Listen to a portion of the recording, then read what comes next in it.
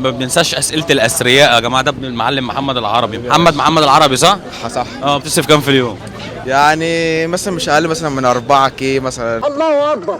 4 كي 4 كي. كده مثلا. حاجات بسيطه يعني. ما شاء الله. ده بتصرفهم في ده اليوم ولا نازل محل. ولا في الشهر؟ لا في اليوم. في اليوم. في الشهر مثلا سكه مثلا 100,000. ايه ده؟ بص يا جماعه، جايب لبابائي فانوس قد ايه؟ هات لهم الفانوس. بص الفوانيس، هي دي الفوانيس اللي تجيبها لحبيبتك، هات الفانوس يا ابني.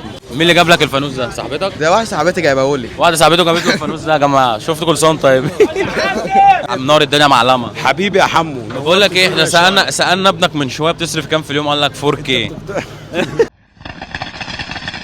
عايزين نسال بقى المعلم الراس الكبيره، بيصرف كام في اليوم؟ يعني بيبص للواد هيذبحه. كام؟ تصرف قد ايه يا ابني في اليوم؟ يعني مثلا 5000 مثلا 6000 كده يعني، مثلا لو انا قاعد شويه. ايه رايك في الكلام ده يا حاج؟ الكلام ده غلط. الكلام ده غلط. غلط. ليه ما بيقلبني؟ الفلوس بتاعتي فين؟ بيقلبوا، هو بيكتبوا بقى في الكومنتات يا جدعان، بيقلبوا ولا الكلام ده حقيقي؟